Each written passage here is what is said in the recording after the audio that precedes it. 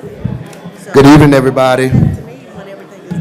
Our November 14th, 2022 meeting is now called to order. Before we get started with the meeting, please take a moment to silence your cell phones during this meeting. The City Council encourages public participation. Comments are limited to 3 minutes per speaker.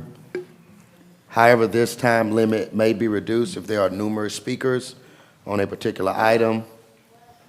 To ensure efficient proceedings, all persons addressing the City Council shall state their name and shall speak in a civil and courteous manner. Speakers shall address the agenda topic only to which they are speaking on and shall not be repetitive. Members of the audience, please respect the rights of others and please do not create noise or other disturbances so as to disturb or disturb persons who are addressing the City Council, council members who are speaking, or otherwise impede the orderly conduct of the meeting. We will have invocation and then Pledge of Allegiance led by Councilman PT. Will we stand for invocation?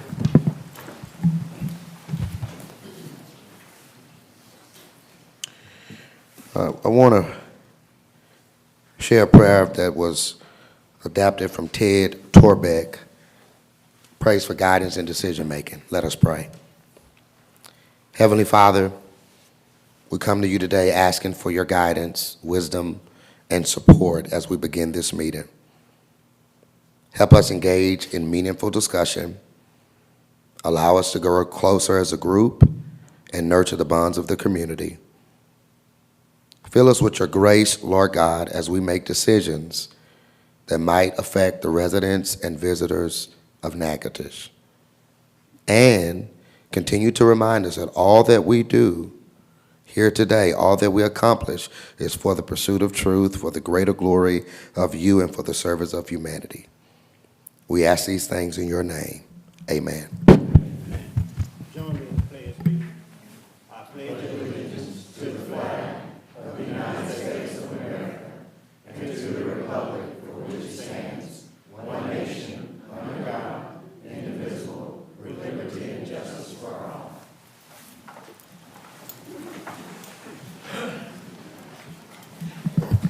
Thank you, Councilman. We're now to the reading and approval of the minutes of our October 24, 2022 meeting. Mayor, make a motion that we approve the minutes of the October 24 and dispense with the reading of the minutes. Second. All right, motion made and seconded to approve the minutes from our meeting on the 24th and to dispense with the reading. Any comments or questions, Council, about this motion? Are there any public comments or questions about this particular motion? Okay, seeing none, Mrs. Stacy, roll call vote. Eli, Yes. Nelson, Yes. Smith, Yes. Harrington, Yes. PT, Yes. All right, that motion carries. The next two items, we have guest speakers. One of them, and I'm honored to have here with us today, Representative Gabe Furman of District 22 through redistricting the city of Natchitoches. Well, I guess Mr. Furman could tell us, Representative Furman can tell us specifically, but I know a portion of the city of Natchitoches will be in his district. And so, Representative, thank you for coming tonight. Every opportunity we've met, certainly been, a pleasure to meet and discuss with you. So we'll have you go to the microphone and whatever you want to share with us today. Thank you, Mayor. It is good to be here, and I am Gabe Furman, District 22 State Representative, and really just wanted to introduce myself. I've had the opportunity over the past few months to meet with the Mayor several times and talk about Natchitoches and the future of Natchitoches, and again, just want to introduce myself and go over the what the new district looks like, because it looks pretty dramatically different going forward. I have to say I'm not used to speaking to such a good-looking crowd when I come to city council meetings, but sure got a good-looking crowd out there, and nothing like coming to Natchitoches to get you in the Christmas spirit. And Mr. Mayor, on my way up here, I was talking to Senator Bernard, and he said, if you need any help hanging lights or decorating, just let him know. He'd be happy to help you. But just real quickly, before I take a close look at the new precincts and the new map, I guess I'm in my third year now as District 22 state rep, and actually the election is 11 months from today, the next year's election.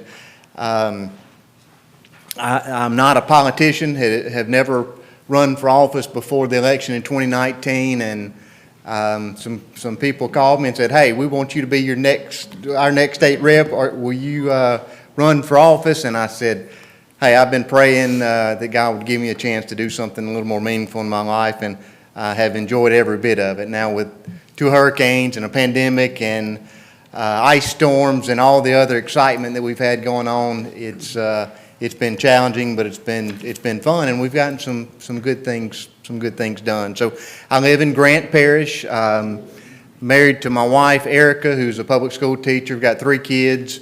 Bailey, the oldest, is married and out of the house with 3 little kids that I spoil as much as I can. We've got a son that's a freshman in high school and a daughter who's in junior high. So very active in church, teach Sunday school. I'm a deacon at First Baptist Church Pollock, so really have a servant's heart and have tried to carry that over into my public service as well. So if you look at the map in front of you, what you'll see here is you'll recognize I'm sure that you'll recognize probably your precincts, but the outlines of the city of Natchitoches. So going forward, and I'm not going to read the precincts to you, but what you see in blue will be District 22. So by my calculations, about 14,000 people in the city of Natchitoches will be in District 22, which is about 1/3 of my district in all. So going forward, District 22 will be all of Grant Parish, about half of LaSalle, and what you see here in Natchitoches, which is primarily the city and then the precinct running south down along Cane River. So I'm extremely excited about it. It's a tremendous opportunity for me, and the mayor and I have talked about this already, but there were some concerns I know during redistricting that we sure need one person to represent all of Natchitoches, and I understand that. It's just a math game, and we lost so much population in North Louisiana, it just didn't work out that way. But I want to assure you that I promise you, if one of you represents a precinct on the other side of the district line from me, please call me if you need something, okay? I represent the whole city. Maybe not, I will represent the whole city. Maybe not officially, but I promise you I'll be there if you need something for me. And look, Mayor, I've been advocating for Natchitoches already, for Northwestern, for the city, and really consider myself serving in that capacity already as your state rep. So, look, as somebody who grew up an hour down the road, I can tell you that Natchitoches has always been a magical place. Really, I can remember as a young child coming up and with my parents and grandma and grandpa and everybody throwing a blanket down on the river and watching the fireworks, and Natchitoches just always been a special place with a lot of meaning to me. So, hey, best small city in the South, right? And with the college and Front Street and the bed and breakfast where I spent my honeymoon, by the way, and we've got a manufacturing base, Cane River, just so much going for us, and I'm excited, and I think we've got a tremendously bright future. So I'm not going to waste any time looking back at the session that we concluded back in the summer, although I think it's worth mentioning that probably our biggest accomplishment was really historic investments in higher ed and infrastructure, and Northwestern and Natchitoches has benefited greatly from that. And what I have discovered in my brief time in the legislature, and really what motivates me is, regardless if you're Democrat, Republican, Independent, regardless of that, we really all want the same things. We want safe communities. Mm-hmm. We want good schools. Right. We want reliable infrastructure, clean water, decent roads, sewer. We want good internet, right? And then we want opportunity. We want these kids to have a future right here. I don't want my kids going to Dallas or Nashville or Houston to make a living. I want them to stay right here. So we all want the same things, and I want to help you get there. Mayor, congratulations on the $17 million grant. That's big news. I know it's not official, but it looks like we're getting $5 million for the water sector project. I'm assuming y'all heard about that, right? Yes, so good news there. Got a long way to go with water. I know talked with DOTD about the Church Street Bridge project today, and I think we're going to overcome some of those delays they were forecasting. So look, I'm working for you, and I'm there for you. The only promises I make is this: if you call me, I'm going to answer, and nobody's going to work harder than me for y'all. So I give everybody my cell number. You can have that. You can have that now. And if you got any questions, I'll be happy to answer. Representative, I've said before, the council may have a few things they want to say or ask questions. I will say again, our conversations, we've had breakfast, we've seen each other at different events, and so that's all been positive. And I do believe you're going to work extremely hard for Natchitoches. Again, we're not used to being where we don't have a representative necessarily from here, but I believe you that you're going to work really hard for us, and you've already started to do that. So I have. And Mayor, and let me mention this. I'm an hour down the road, but one thing I'm already looking at, I'm optimistic, right? The election's still a year away, but optimistic. But we are going to explore the idea of having an office in Natchitoches, and I think we can make that work at least a day or two a week. Right. Awesome. So thank you very much. Council, you got any comments, questions? Gabe, I just thank you for taking us in. Glad to have you. Look forward to working with you. Yep, same here. Thank y'all. It's a good relationship. Thank y'all. And look, I'm serious. I'm your state rep now, and Kenny Cox is a great friend of mine, and he wouldn't mind me saying that we're both representing you, okay? And so look, keep my cell number. If you want to write it down, I'll give it to you right now. It's 318. Audience, you can write it down too. I'm already getting calls from Natchitoches. Representative Saul. Yeah, 318-201-6769.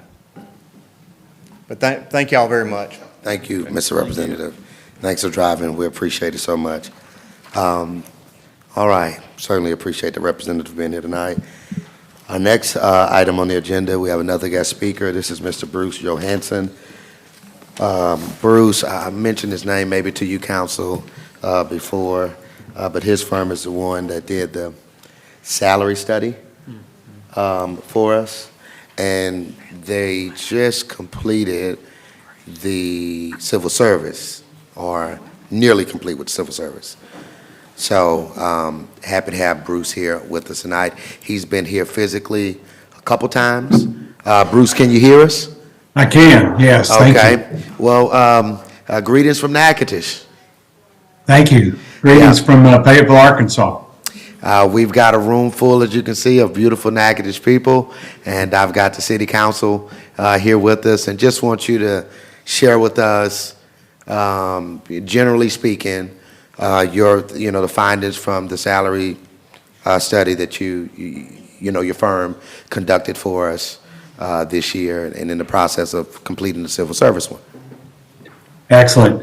So what we did is we went out and surveyed like-type cities around Louisiana and looked at both police and fire positions. And the cities that we were able to compare against were Alexandria, Minden, Monroe, New Iberia, Sulphur, West Monroe. We were also able to look at the Department of Labor, Bureau of Labor Statistics, Alexandria MSA. That's the W-2 data that's reported to the government. And so Natchitoches kind of fits pretty close to that area of Alexandria. So that gives us some private and public government and for-profit organizations. So that gives us some good general market data. And we also look at, we pay for a subscription fee for comp analyst, and that breaks it out by sector. So we look at government, we look at it both from a employee size, and we look at it from a budget, an annual budget. We pulled all that data and compared it, your actual positions and actual salaries to the entity's salaries, and came up with variance by position and overall variance. We did that both for police and fire. And at this time, overall, we're about, as an average, we're about 25% behind market for both departments, 25% in that range. And then we also provided a minimum and maximum for each position so that the city can look at that employees within a range and then start making some recommendations for adjustments as far as each employee within the position and within each department. And we also were able to collect some additional pay items, for example, things like education, certificate pay, longevity, and we provided that to the city. We've got collected data from Alexandria and from Monroe and West Monroe. So we were able to get that data. We tried to get Ruston's data, but they're in the middle of a big study and have not released their numbers. So we're hoping if we get those numbers, we can report that to Natchitoches. And then also Pineville, we got their city data, but we weren't able to get police and fire. So groups that we're still hoping we can get some additional information and pass that on at some time in the future. And with that, I'll open it up for questions. Yeah, Bruce, and I think you were speaking specifically to civil service, which, for those who don't realize, that civil service is just our police and fire. All other employees are non-civil service or municipal. So I heard you say, Bruce, that we were 24 to 25% below market. Can you simplify that a little bit for me? Like, what does that mean? Well, what that means is we were able to use the average base salary position and then compared that with each entity and with the Natchitoches pay for police and fire. And then we came up with an overall variance by position and an overall variance for all of the surveys, and that's what I meant by that. When you total up all of the city data and you look at that compared to what we're currently paying, we're about 25% behind market. Thanks, Bruce. Counsel, you got any questions for Bruce? I appreciate it. We always hear from the police chief, hear from the fire chief, that we lose employees, we lose firefighters, we lose police officers because of pay, because they go one parish over, or because the pay is higher. Now we can quantify that based on your studies. I appreciate that. Yes, thank you. Yeah, you'll be able, the city will be able to look at the data and at each position level, and then ultimately look at each employee and make some decisions as far as adjustment in pay. Thank you. Yeah, and I should note that there was a independent study done, and I think led by Captain Walker, did a really fantastic job at that. But I do think it's important to have an independent study, and so Bruce, I appreciate the work you and your firm put into this. I don't know, department heads, do you have any comments or questions? I think most of you have met with Bruce before at some point in time. Okay. Again, thank you, Bruce. I know we'll be communicating some more through email, but I certainly want, and we'll share some documents with councils, some of those newer documents that you have for us, okay? Excellent. Good, thank you. Thanks a Thank lot, you for the sir. opportunity to work with the city. Okay, all right. you. Thank you. Thank you. Thanks, Bruce. Bye-bye. All right, our next item on the agenda is presentation of our Christmas angels. All right, so I was a teacher before mayor, and I do pride myself on pronouncing names correctly, but, so if I don't get it right, just please, it's all right to correct me, because I know how important it is to say the name correctly, okay? All righty, so I'm gonna go this way.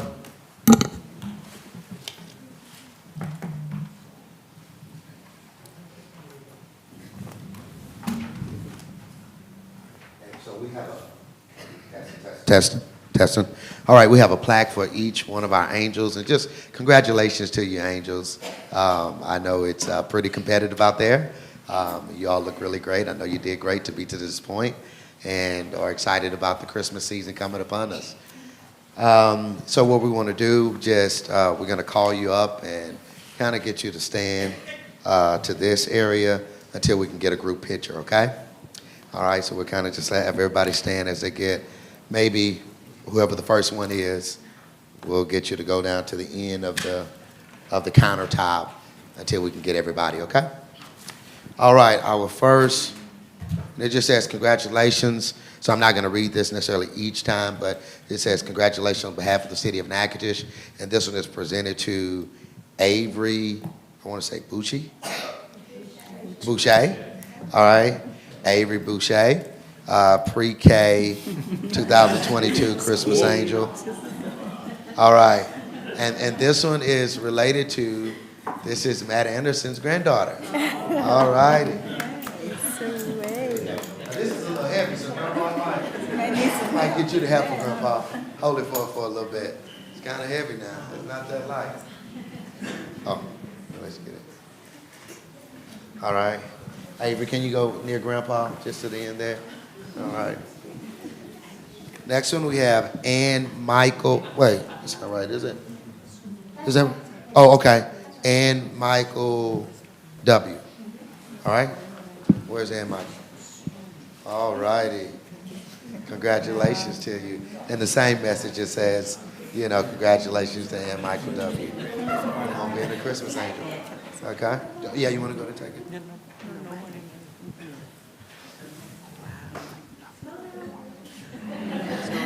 Awesome.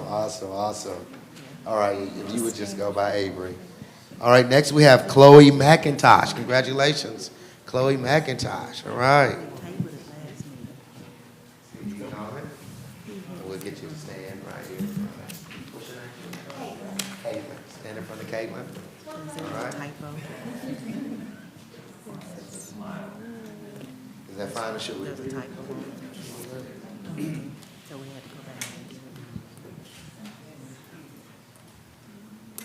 Got it? Good. All right. All right, next we have Brinley Cedar, second grade, 2022 Christmas Angel. All right, Brinley.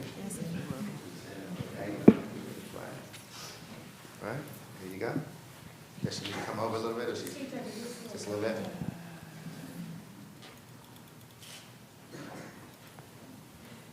Congrats to you, Brinley. All right. I want to say Millie Aton. All right, third grade. Congratulations, Millie. There you go. You can turn around and get your picture. Is it fine? That one? Congrats again to you. Fourth grade Christmas Angel, we've got Adeline. Adeline Barbie. Okay. All right, Adeline Barbie. Congrats to you, Adeline. There you go. Get you to turn around, get a picture in front of Miss Caitlin.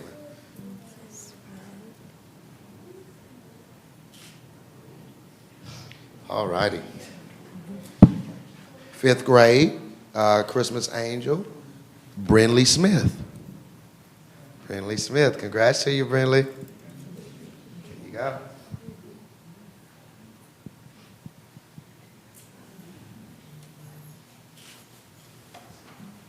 Got it. All right. Anne Marie Donahoe as a 6th grade 2022 Christmas angel. Here you go, Anne Marie. Congratulations to you.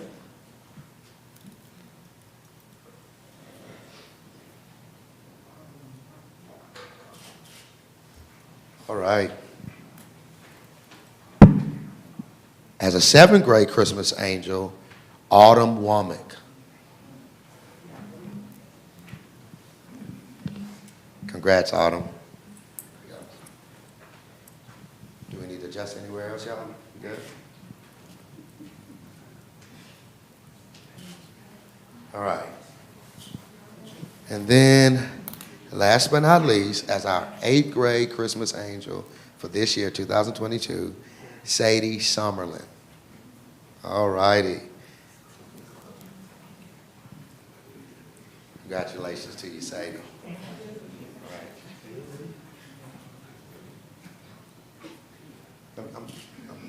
Is that?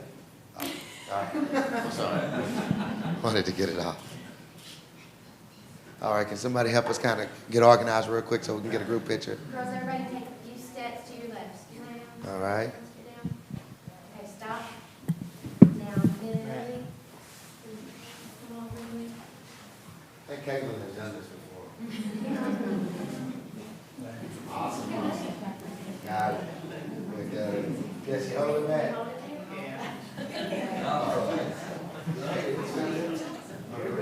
Hey, Avery. Look at me, Avery. All right.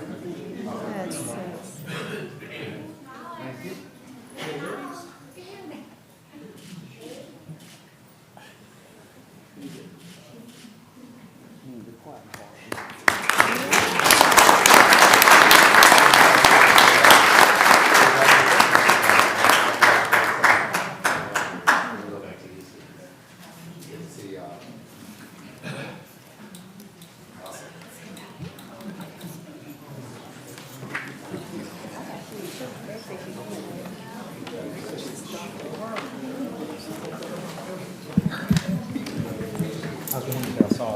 Right. And those are our Christmas angels for this year. Our Christmas bells are not going to be here tonight.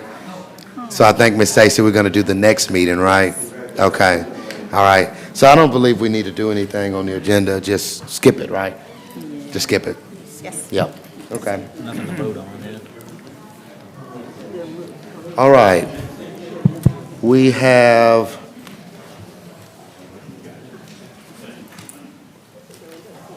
okay. Yep.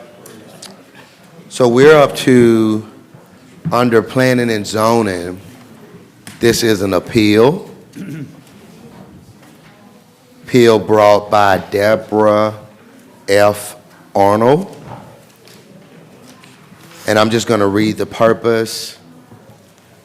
The city council to review a decision of the Natchitoches Planning and Zoning Commission at the September 6, 2022 meeting that denied the application for a rezone request at 793 Whitfield Drive.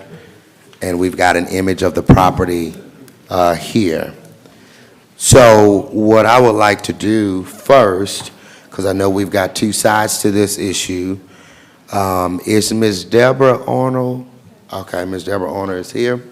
Would like to give you the opportunity, since you brought the appeal, to introduce yourself, to state what it is you would like to do or what particular zoning you were applying for.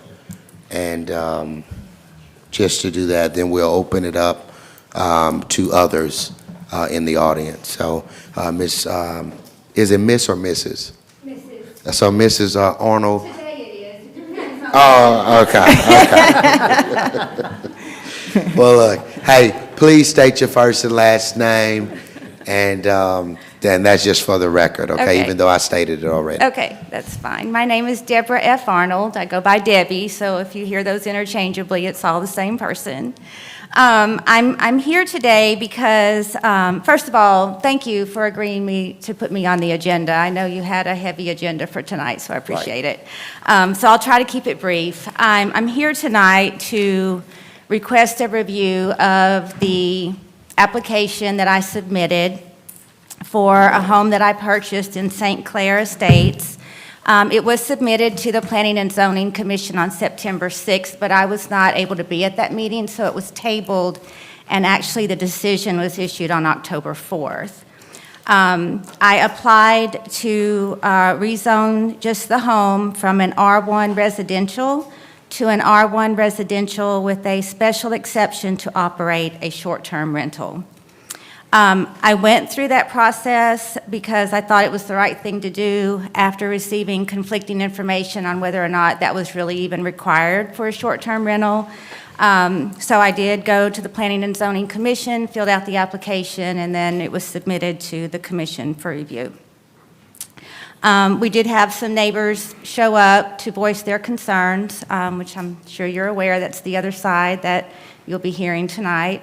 I felt like I had addressed their concerns. I understand that there still are some, which you will hear. But I actually would like to request respectfully that the denial of my application either be reversed or removed from record permanently. The reason for that is that after having many conversations with the Planning and Zoning Department and then doing some research of my own, there are actually, and you probably know this, there are no city ordinances that regulate short-term rentals in Natchitoches. There are no requirements that a zoning change be required to operate a short-term rental. A short-term rental doesn't change the definition of a single-family dwelling, and short-term rentals are not classified as commercial activity in Louisiana.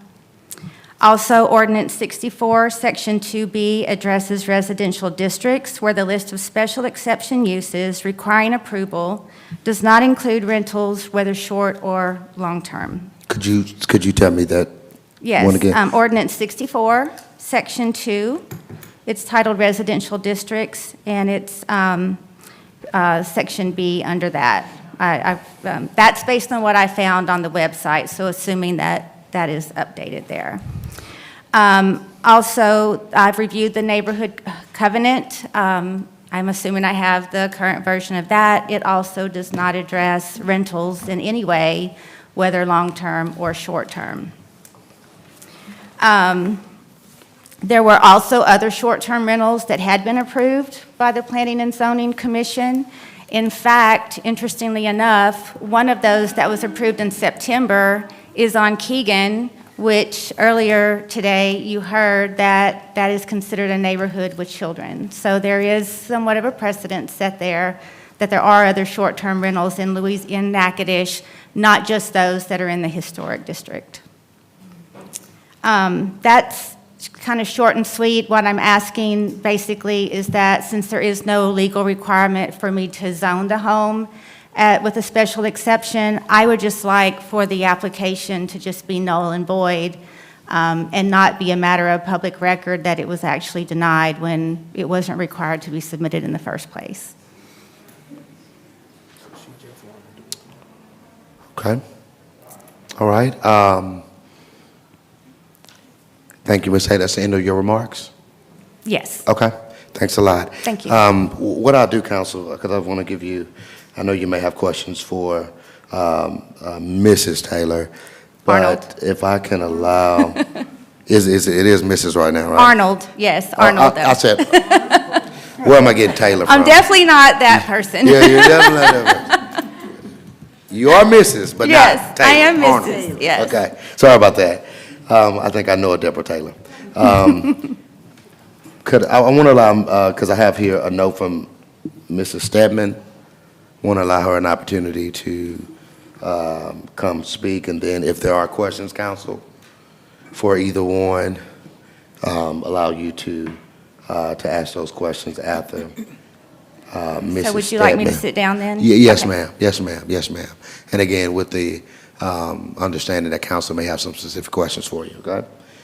So this is Mrs. Stedman from 803 Whitfield Drive here in Natchitoches, and planning and zoning appeal of the rezone of 793 Whitfield Drive.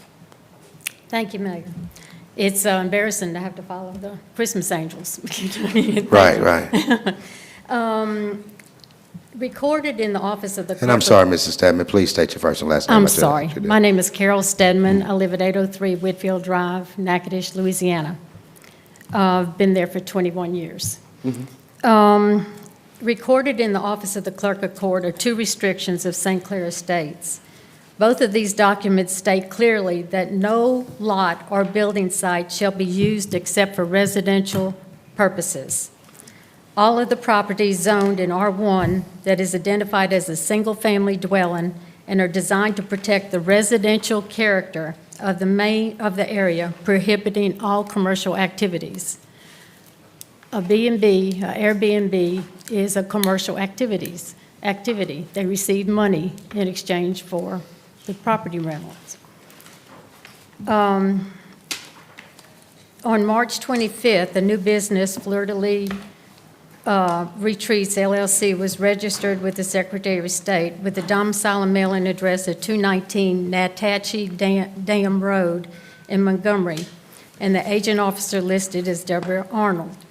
On June 30th, 2022, there was a picture on the website where Kathy Richmond was celebrating selling the house to Debbie Arnold's.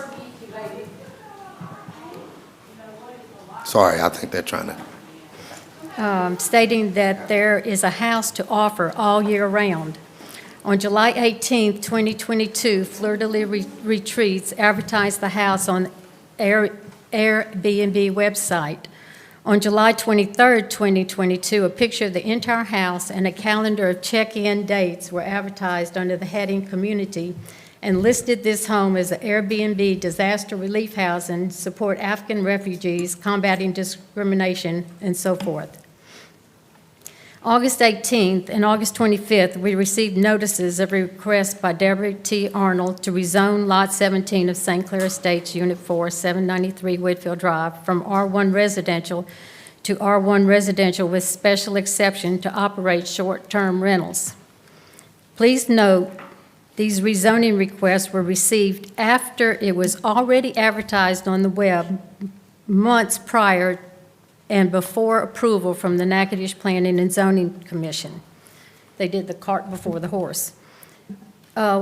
Whitfield Drive is a narrow street. We're concerned about traffic, about parties, about the renting of the house to whoever, and we have no control over it. The police are overloaded as it is. We hate to call them to patrol our neighborhood when something goes on at the house we're not aware of and gets loud. We're a small neighborhood. Everybody knows each other. Cities and towns all over the United States are having to deal with the quick community changes that are happening. My sister lives in the tourist hotspot of Steamboat Springs, Colorado, and they recently adopted the extensive ordinance which states in part that short-term rentals have a detrimental impact on the character of the neighborhood due to the transient nature of the occupancy. If this one Airbnb is approved, it will certainly open the door for a neighborhood of B&Bs.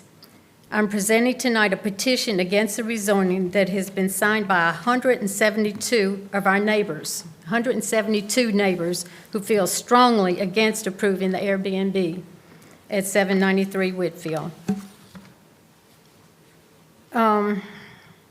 We respectfully recommend that the laws be placed to register, regulate, and license short-term rental properties in the future so that this issue does not repeatedly become before council. If you want to live in St. Clair Estates, buy a house. We welcome you with open arms to our wonderful neighborhood and to our city. But we're not ready for a B&B in our small neighborhood, our close neighborhood. Thank you, sir. Thank you, Mrs. Stedman.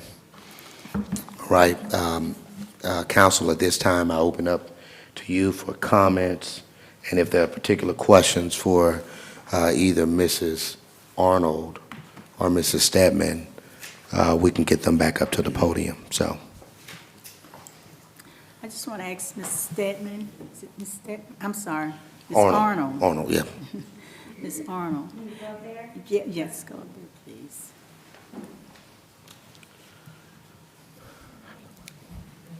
Yes, ma'am. When buying the home, were you told about the, I'm sorry, were you told at that time about the covenant that they had in that particular area? No, ma'am. You're not told at that time. No, ma'am. I also inquired about any other regulations I needed to be aware of. I had called I was contacted by the tourism office telling me I needed to reach out to the tax commission about signing up for occupancy taxes. So I called the tax commission. I spoke to a lady there. She told me all I had to do was fill out some paperwork, which she emailed to me. I didn't need to do anything else. When I took the paperwork, to back up, I was on vacation. I had already listed it on Airbnb, but it wasn't even going to be open until September or October 1st. So this all started in July and August. I was contacted by the Planning and Zoning Commission through Airbnb, asking me to contact them. And I did. And immediately, the day I got back from vacation, went to the zoning office and filled out my application. So as soon as I knew I needed to do it, I did it. What did you say? As soon as I was told that I needed to do it, I went and immediately took care of it. Your purpose for this Airbnb is to rent out to whom? Right. Can you tell me Sure. who would you be? Yes. I also should have mentioned earlier, I am living in the home. And I've always wanted to live in Natchitoches. I'm originally from Alexandria, but I have a history with Natchitoches I won't go into because it's a little emotional, but my heart is here and always has been. So I've wanted to live here, finally had an opportunity to buy a home, but we also have a camp that we're living at Natchitoches Lake, which we retired to last year. So kind of as a transition, I thought I had this, at the time, bright idea that I would buy a home here, stay in it as much as I could, but then perhaps try to cover some of the expenses by using it as a short-term rental. My purpose for the rental is for families who come, or, for example, I had a lady, a group of 5 ladies who are in their 60s who wanted to come here from Houston to celebrate one of their birthdays and spend time here in Natchitoches. So it was for those types of things. I do not rent to local people unless we can have a conversation on why they're renting it, so that they're not renting it to have a party. They might be renting it to house I had one request for their parents from Oklahoma to stay there during the holidays. So it's for families, it's for other people that are coming to visit the city, for the wonderful festivals and things like that we have going on. I have a very strict policy, and I know that policies get broken, but no parties. Even Airbnb has strict policies about no parties. I have strict policies about parking. I have plenty of parking in my driveway. I only allow up to 6 people in the home, and however many are listed on the reservation are all that are allowed. So it holds 6, but if I have 4 on the reservation, that's all that are allowed in the home. I have security cameras. I have Noise Aware, which monitors decibel levels both inside and outside to try to help make sure that the neighbors aren't disrupted. And that picture is from when the home was listed. We've done thousands of dollars worth of work to the home, and the last thing I plan to do is let someone come in there and have a party and destroy it. So when you purchased the home, was it in your mind at that time to purchase it to be used as an Airbnb? Is that what you said, or just for you to live in? Both. both. And the reason for the LLC, and I know there are attorneys and maybe even insurance agents in the room, the only reason I formed the LLC was to be able to rent it out so that I could hold my liability insurance under the LLC to protect the other assets that we have, like our camp at Natchitoches Lake and other assets. So if someone is renting it and falls and gets injured in the home, or a light falls on their head or something, then it protects all of my other assets, and my insurance is under the LLC. Council, any other questions from Mrs. Arnold? And you will be paying a hotel motel sales tax? on Yes, this yes. To the that's- tax commission? Yes, that's correct. I haven't registered with them yet. They're holding my registration because the second time I went in there, they thought I had to have the zoning and planning commission approval. So all that's kind of just going to be based on what happens at this meeting. I have no further questions. Okay. All right. All right. Thank you again, Okay, Mrs. thank you. Arnold. All right, are there any other comments, council, that you need to make? Yeah, the fact that you're having to pay a hotel motel sales tax to the tax commission shows that this is a business. The tax commission declares it as a business as such. The difference between a short-term rental and a long-term rental, it comes down to residence. And a long-term rental, say college kids who move here in town and are renting a place, they can make that their residence. They can change their voting classification of that district. They can change where they receive mail to that house, but you can't do that in an Airbnb. You can't visit an Airbnb and all of a sudden you can vote in that area, in that district, if that makes sense, or send your kids to the school there. It's not your residence. This is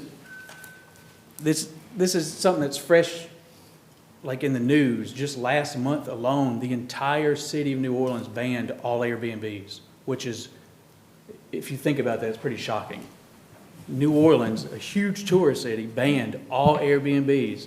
And when their Airbnbs have to go up for reclassification, however, I don't know how they do that in the city, they're not allowed to anymore moving forward, which is, to me, is, like I said, it's crazy to think about. Baton Rouge 2 months ago greatly restricted them. So this is something that's coming. It keeps coming up. It keeps coming up, and we have to figure out what to do about it and in a lot of situations. Now, there have been some that have been approved that most of them are in the historic district, which is different. The historic district is its own thing, okay? The historic district. And there's one on Keegan, and the lady on Keegan, she's renting it out to doctors at the hospital when they're looking for a residence, is what she testified to us. So it's not an Airbnb, it's not a bed and breakfast, it's a temporary residence while they're looking for permanent residence, is how she described it to us. So it's a different situation. Our regulations do say the R1 districts, they're designed to protect the residential character of the areas by prohibiting all commercial activities. And then there is that special exception for B&Bs, which state each specific use shall be considered in an individual case. So bringing up, well, these were allowed in the historic district. Well, every case, our ordinances even say, are considered individually.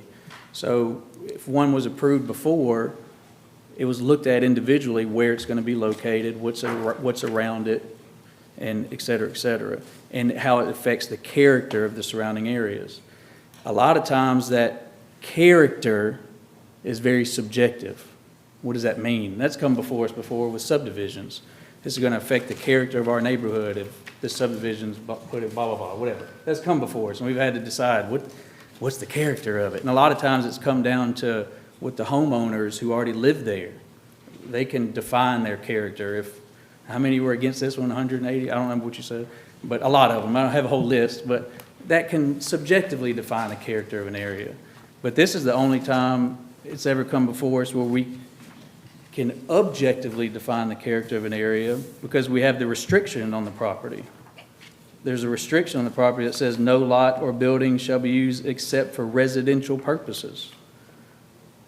This is going to be a business. You're paying a hotel motel sales tax as a business.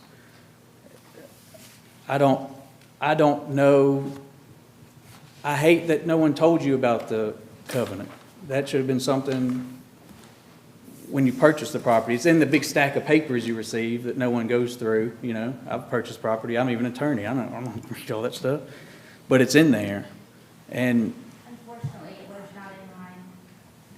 that's something you, I know. that's something you could talk to somebody else about. I don't know. But as a complaint against someone else. But as an attorney, I've been told this in court. Embarrassingly, I'll admit, I've been told this in court by a judge. And ignorance is not a defense. And I've been told that when I first started practice. I'd be like, Your Honor, I thought this. No. Ignorance is not a defense, Mr. Harrington. Well, that's the same in this situation. Unfortunately, the covenant is there. It's on the property.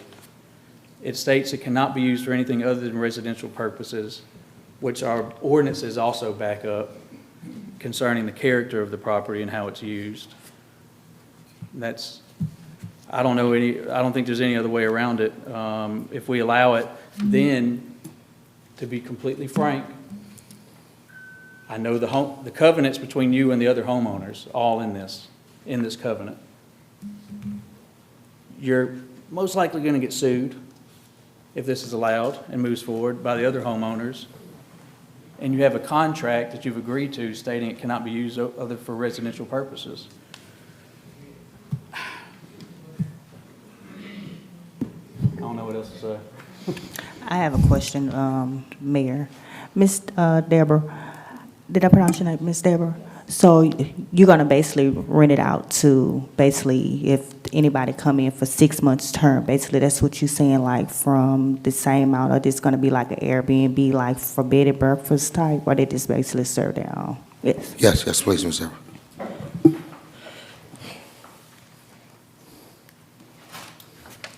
I've tried really hard not to use the term Airbnb because it's confusing. It's not a bed and breakfast. Okay. Okay, so there's a difference there. Okay. I'm not, and I don't know about Louisiana, but I've read on other short-term rental sites to be cautious about allowing a short-term rental for someone to stay there more than 30 days because then they could be considered a resident and then you may never get them out of there. Okay. So I want to be able to stay in the home. I enjoy staying in the home, and so I want to be able to do that. I really was just trying to cover my expenses. There's a thing on Airbnb. The only reason we use that term is because that's the website that I was using. They help you manage the booking and the calendar and collecting the payments and sending the taxes to the tax commission. Okay. But there's a thing called Instant Book where people can just say, I want to book it, and it's booked. I have that turned off because I don't want just anyone in the home. I want to be able to see their profile, who they are, and read the reviews that other hosts have given them on, how have they behaved or treated other homes that they have stayed in. And if they don't have good reviews, then I can deny them without any penalty from Airbnb. Okay. Well, you answered my question. Thank you. Okay, thank you. Any of the other council members have comments or questions? I'll just echo Eddie's remarks.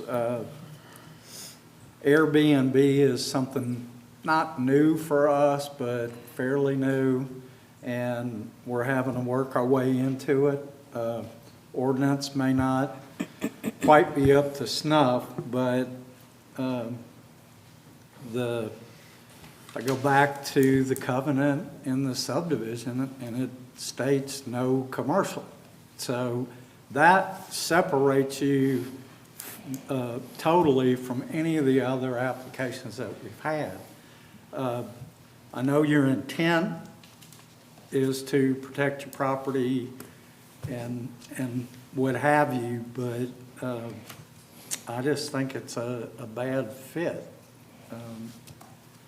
hate that it didn't come up when you were buying the house, but you'd have got 2 or 3 streets over, you'd probably been in a perfect neighborhood.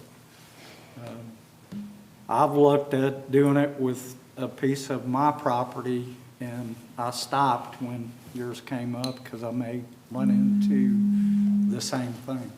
So, Okay. Good. Councilman Peter, you all right? Yeah, I think what you're trying to do, that's just, a great way to generate that income. But my concern is the covenant that's in place, and I had a chance to look at it, and it, clearly states that St. Clair, it states, only for residential use. And so that's kind of my concern, that, like you said, we had this come up a number of times, but in this case, there's a covenant that's in place, and I think we have to kind of, consider that. Am I allowed to just make a couple more? Yeah, come on.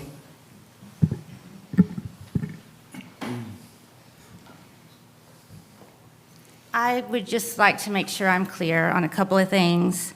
So the fact that Louisiana does not define a short-term rental as commercial activity, that doesn't matter in this case, is that accurate? I I don't, would say that, that does matter. In this situation, the city council has wide discretion to make a decision on how they want their certain communities and uses to take place.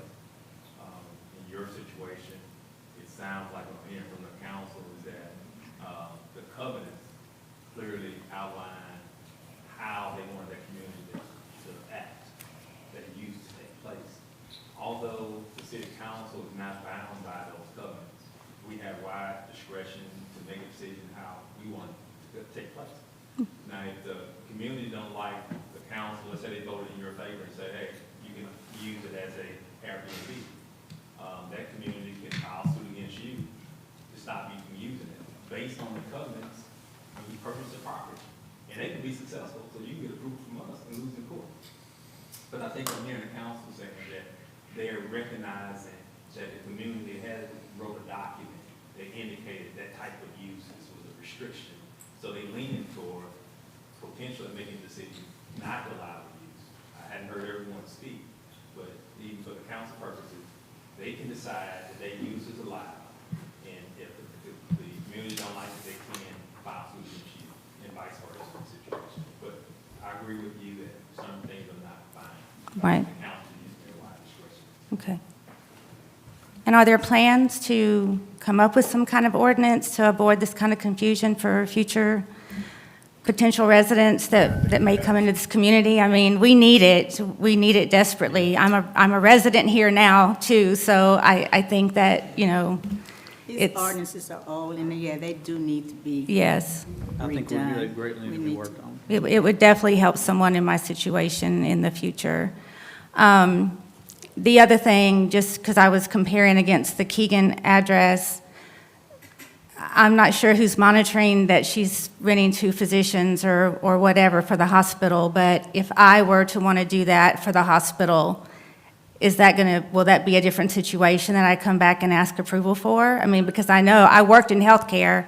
I worked for Christus Health for 26 years before I retired in human resources. So I know our hospitals were always looking for places for nurses. We have traveling nurses now and all of that. So would I need to come back to get approval if I worked out with the hospital to use my home for that purpose? I don't think it would even, you could try, put it that way. Okay. I think the covenant. It would have to come, it'd be a new deal. The issue, yeah, you were about to bring it up. Yeah, I don't think it will because of the covenant language, so. Okay. All right. Just like it says, every individual case is treated different. And one thing that was also different from hers is that her property has business zoning around her. She's not just in the middle of an R1, solely R1 surrounding property. She had business properties around her, so that made it a different situation as well on top of that. Okay. I just wanted some clarification. Thank you.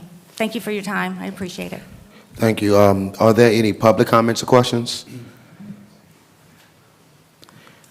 Mr. Wayne, please, sir.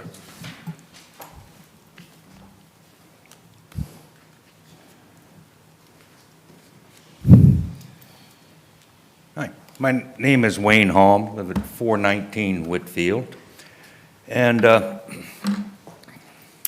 I'm very sensitive to telling people what they can and cannot do with their property.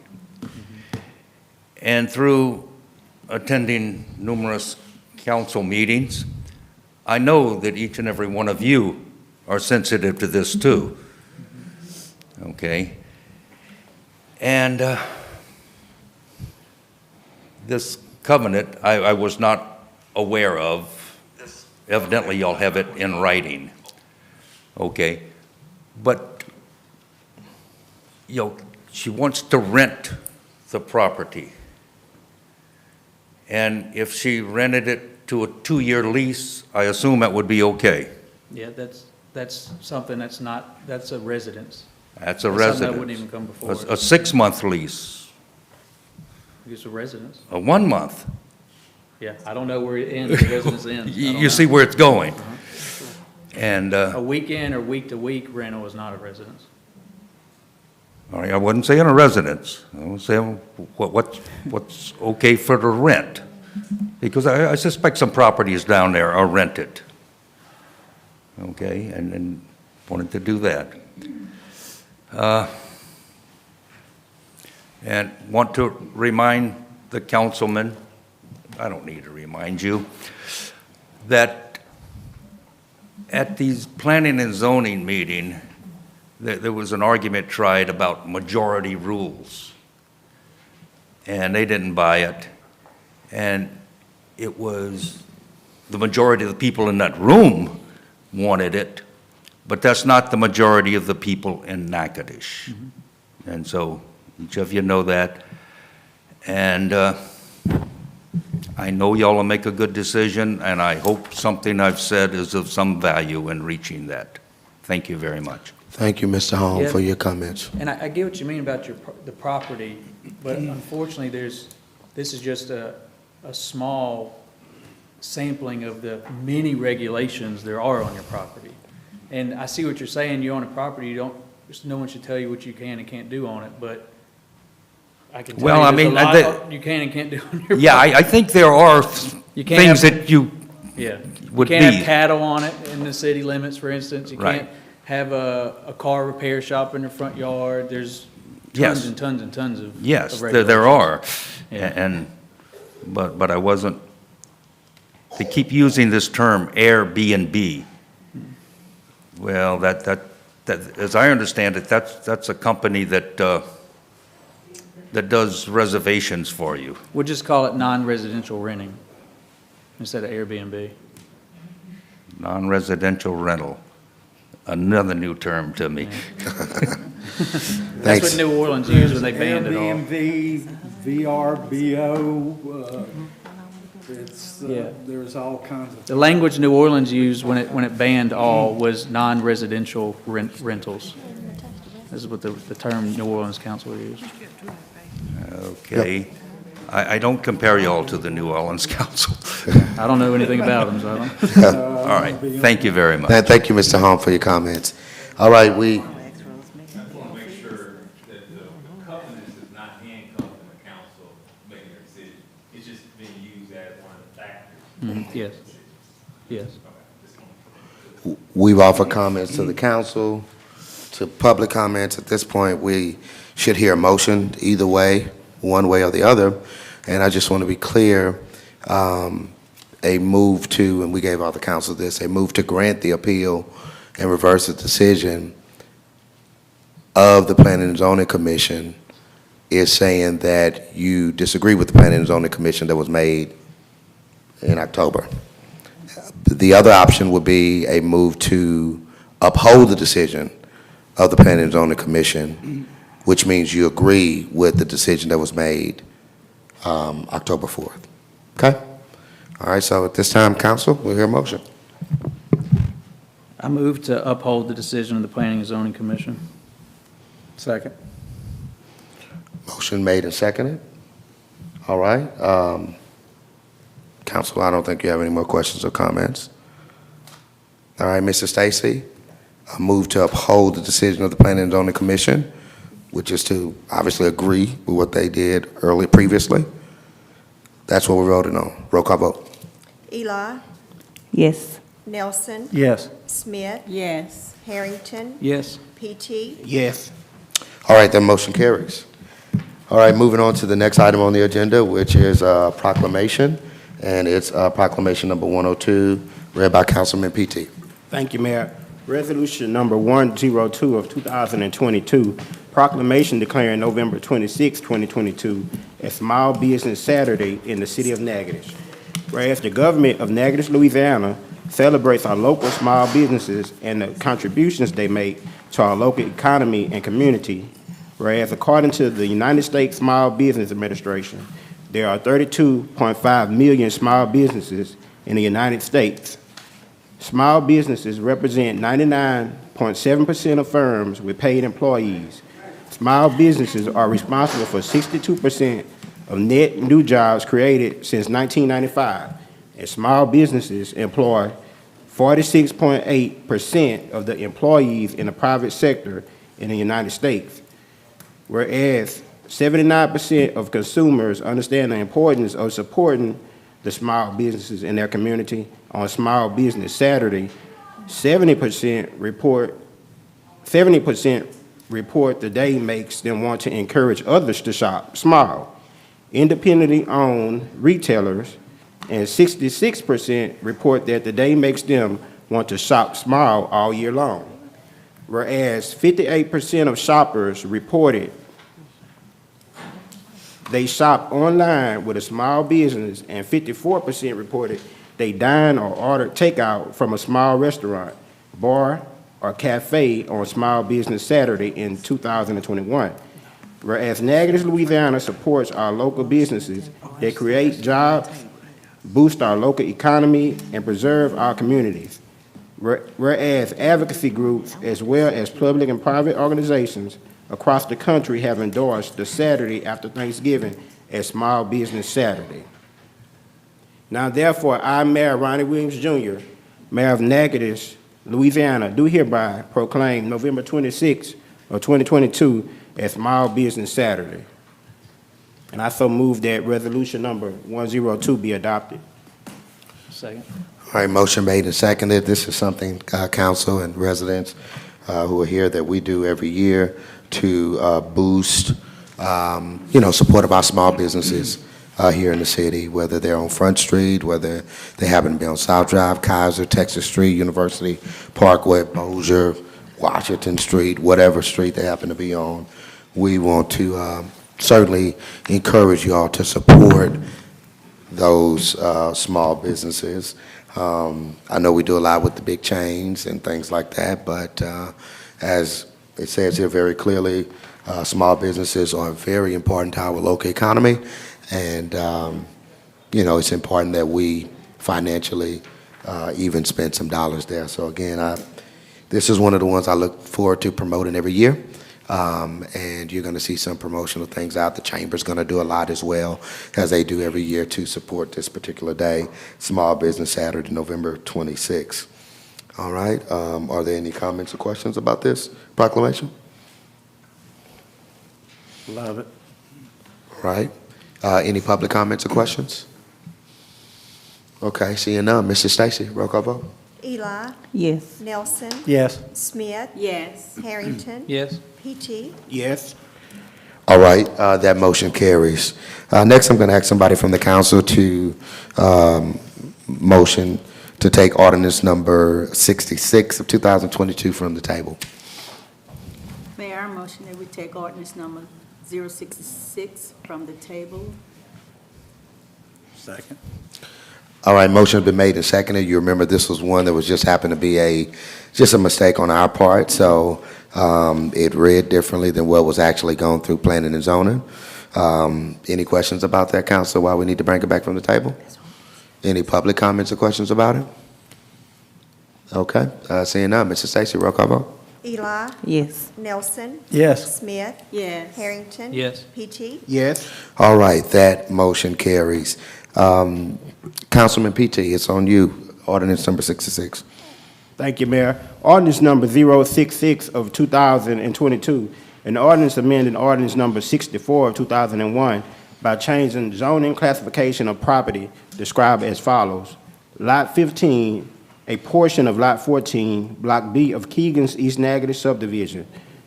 Address is Scarborough Avenue and East 5th Street. Whereas the Planning Commission of the City of Natchitoches, State of Louisiana, has recommended at their meeting on October 4th, 2022, that the application of Rad Matwire to rezone the property described above from B1 commercial to B2 commercial for the purpose of resale be approved. And I so move that ordinance number 066 be adopted. Okay. Motion made and seconded. Dr. Matwire has been here before us before. Again, like I said, it was a totally different language of another ordinance that was placed in. So, Dr. Matwire, any other thing you'd like to say? No, I just think it's bad form to show up at the pre-meeting and complain about the zoning commission's decision and a decision made by the city council, and then come here an hour later and ask you for forgiveness and please approve my plan. But do you want me to start from the beginning, go through the whole? I remember. No, I think everybody pretty much remembers a piece of property right there on East 5th and Scarborough, right? Yeah, I can go through the whole rundown if you need to. It's just, They just had the wrong language for the property. and Didn't address. include the subdivision of the property. So clean the language up, we're ready to go. Okay. All right. No questions, right, Counsel, for Mr. Matwire? Dr. Matwire? All right. Thank you, Doc. Are there any public comments or questions, I guess, before we release the doctor? All right. Motion's been made and seconded. Mrs. Stacy, roll call vote. Eli, Yes. Nelson. Yes. Smith, Yes. Harrington. Yes. PT. Yes. All right. Thank you, sir, for being here tonight. Yes, sir. All right. Next item on the agenda is it's an ordinance for final, and it's ordinance number 70, of 2022. Councilman PT again. Thank you, Mayor. Ordinance number 070 of 2022, an ordinance authorizing the mayor of the city of Natchitoches to award the bid for the wastewater collection system, whereas resolution number 074 of 2022 was passed by Natchitoches City Council on August the 22nd, 2022, authorizing the mayor to advertise for bids for the wastewater collection system. Whereas this bid was advertised in the Natchitoches Times on August 25th, September 1st, and September 8th of 2022 in accordance with law. Whereas 4 bid proposals were received and open as follows. Womack and Sons Construction Group, $561,194. Dixie Overland Construction, $588,100. David Lawler Construction, $629,000. Pulley Construction, $689,000. Whereas the above appointed committee members recommended the city award the bid to the lowest bidder, Womack and Sons Construction Group, in the amount of $561,194. Mayor, I so move that ordinance number 070 be adopted. Second. All right. Motion made and seconded. It's the Kaiser Lift Station. I think we shared a video of what a lift station does and all of that, so everybody knows. This is one that's mostly being funded through the Delta Regional Authority grant. We got a certain amount and went back, got some more. So a really good deal for the city as we're thinking about the development that has grown on Kaiser Avenue. So this is one of those things we have to do. People don't realize it, but we have to improve our sewer systems and water. It's the kind of thing you don't really appreciate until you don't have it functioning properly anymore. Matt, I know you've talked on it several times. Is there any need at this point? Yeah, go ahead. Okay. Thanks a lot, Matt. Council, any comments, questions? Any public comments or questions about this piece? All right, seeing none, Mr. Stacy, roll call vote. Eli, Yes. Nelson. Yes. Smith, Yes. Harrington. Yes. PT. Yes. Motion carries. Next item on the agenda is for final as well. It's ordinance number 71, and it's Councilman Nielsen reading. Thank you, Mayor. This is for final, so I'll read it in title only. Ordinance number 71 of 2022 is an ordinance of the City of Natchitoches, Louisiana, approving that instrument titled Cooperative Endeavor Agreement between the City of Natchitoches and Louisiana Department of the Treasury and the State of Louisiana, which agreement provides for funding for the Big Brothers Big Sisters program, prescribing terms and conditions for said agreement, and authorizing the mayor of the City of Natchitoches, Ronnie Williams Jr., to execute same. And the amount on this one, just to remind everybody, is $75,000.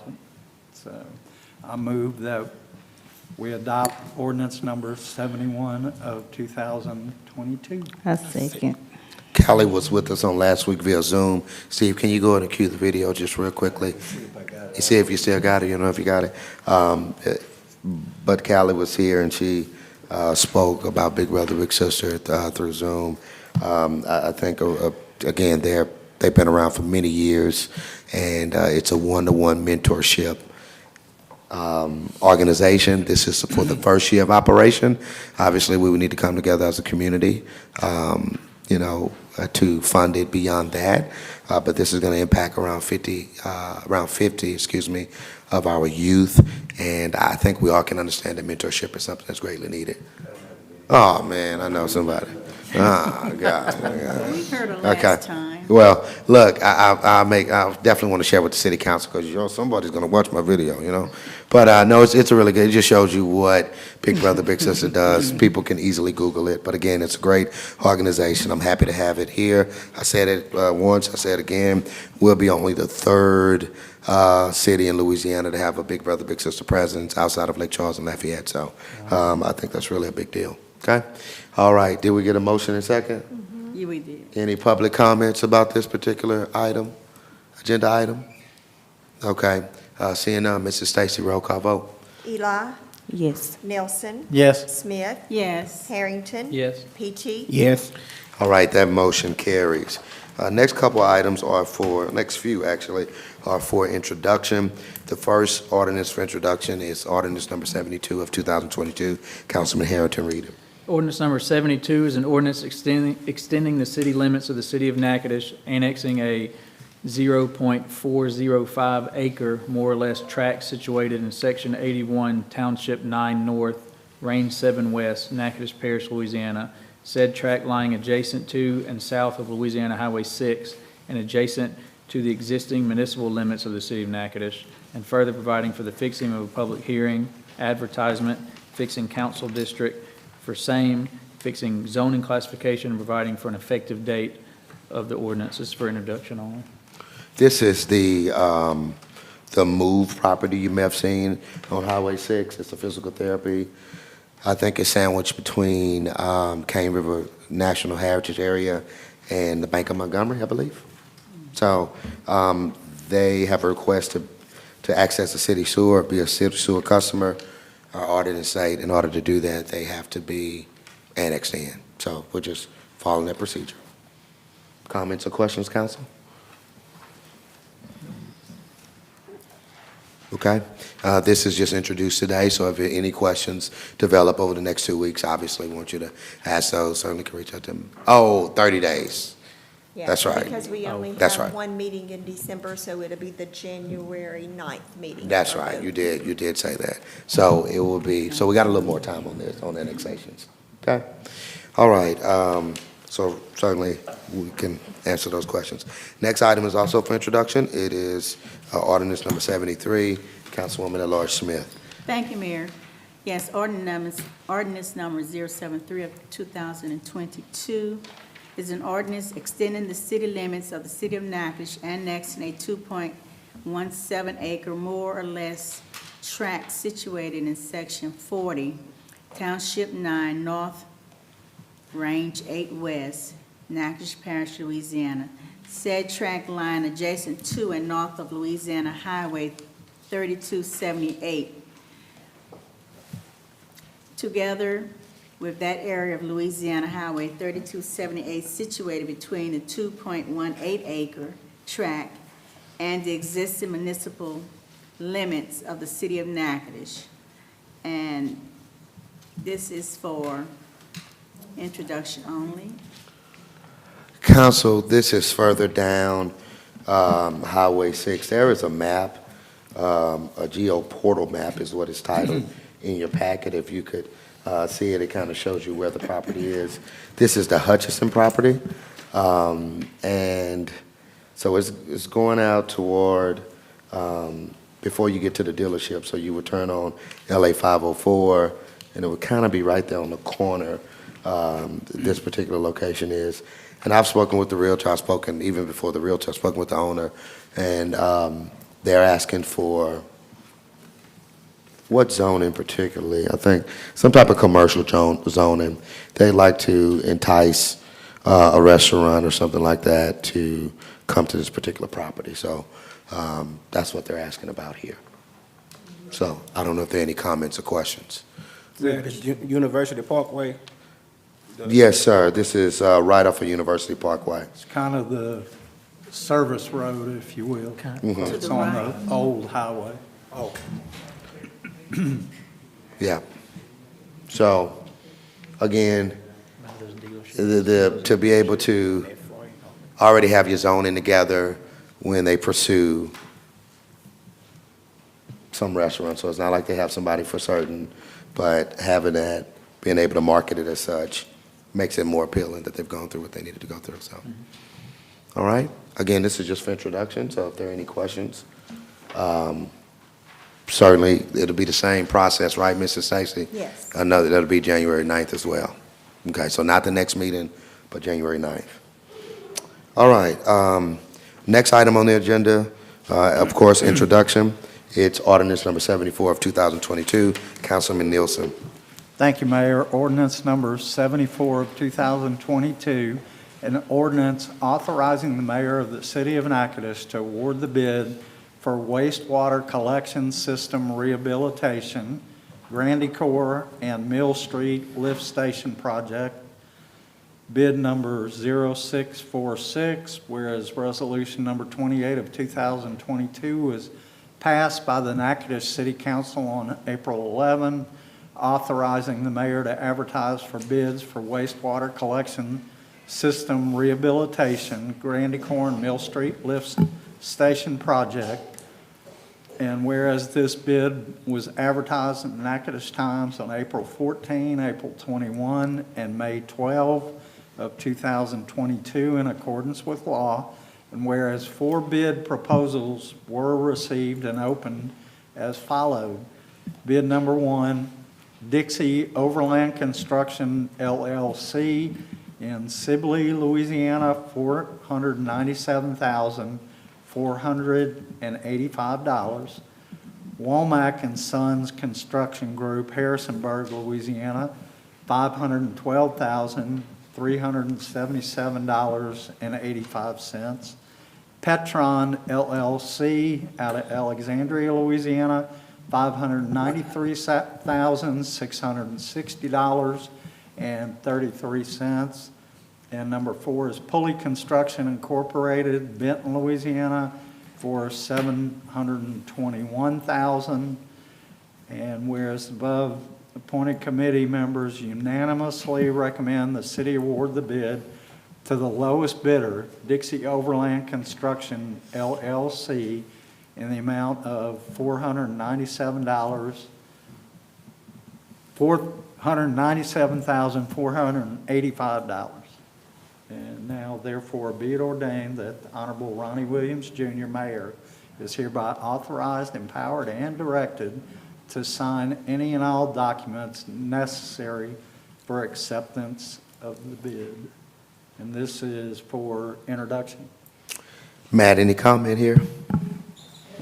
This is to rehab both of those lift stations. They're both probably built in the early 80s, and they're just in bad need of a rehab, and this is going to be done through a DEQ, Clean Water State Revolving Fund, where 1/3 of the cost of this will be forgiven. Yep. It's a good deal for the city. About 33% of it will be, once the loan is closed, I believe the 33% of it will be forgiven immediately. Yeah, this is the one I think we've seen. Now we're to the bid part, so it's time to get ready to get it. Because, like you said, we had to get it to go through bond commission and all that. And so now we're ready to award the bid. Obviously, the lowest bid is Dixie Overland, so that's what. It actually came in under budget. Okay, Oh, well, that's good. pretty good, pretty good. Questions, comments, council, about this? All right, again, it's introduction. Next item on the agenda is ordinance number 75 of 2022. That's Councilman Harrington. Mayor, before you read this, Aaron, today I had a lengthy conversation with Mr. Collins today about this. We adjusted this from being a memorandum of understanding to a following endeavor agreement. So I asked if we amend the agenda to reflect the cost. So we need to amend it to say cooperative endeavor instead of MOU. Okay. May I make a motion that we amend it to a cooperative endeavor agreement? I'll say it. A motion made and seconded to amend the language on this particular ordinance. Instead of MOU, it would be CEA, all right? And I want it to be noted that it's just in the agenda itself, it says memorandum, but the actual document we have is the cooperative endeavor. Right. That's correct. Yeah, yeah, okay. Okay, Yeah, it's correct in the document. gotcha. Council comments, questions about that motion? All right, any public comments or questions about the motion? All right, seeing none, Mrs. Stacy, roll call vote. Eli, Yes. Nelson. Yes. Smith. Yes. Harrington. Yes. PT. Yes. All right, and it will be reflected for our next meeting, which we will actually be voting on it. So now, ordinance number 75, 2022, Councilman Harrington. This is ordinance number 75, an ordinance approving the terms and form of a cooperative endeavor agreement between the City of Natchitoches and the Natchitoches City Marshal's Office, authorizing the mayor to execute the cooperative endeavor agreement between the City of Natchitoches and the Natchitoches City Marshal's Office, which will provide for terms. And I'll read a portion of it, which states, the city wishes to enter into a cooperative endeavor agreement and/or joint service agreement with the city marshal, with the Natchitoches City Marshal for the purposes of facilitating the ticketing of junked vehicles and movable objects. That's your introduction on it. Yeah, Chief Collins, you want to kind of state a little bit what this will do outside? I mean, I think it pretty much, but if there's anything else?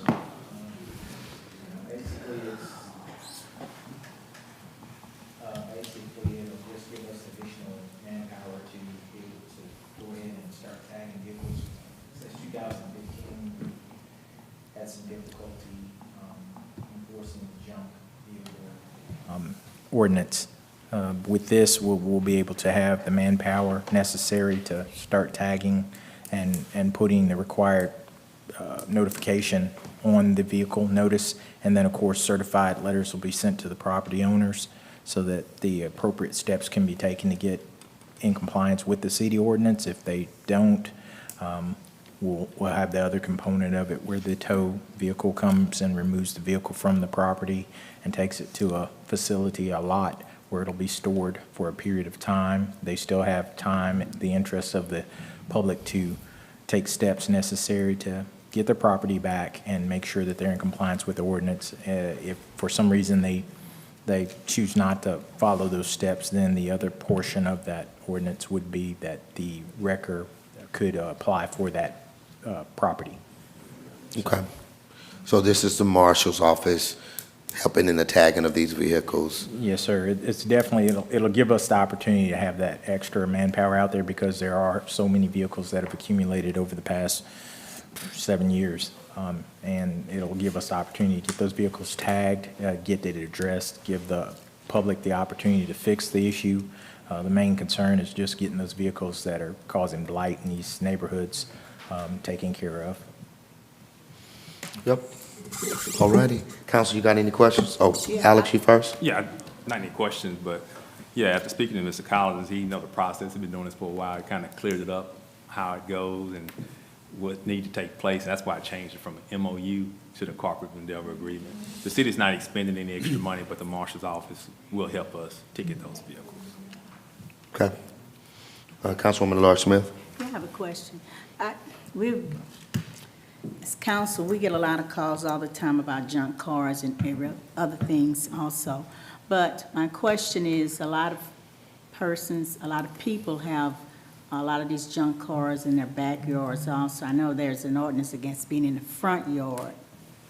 What about in the backyard? How will that be handled? And will residents be notified of this particular ordinance in place?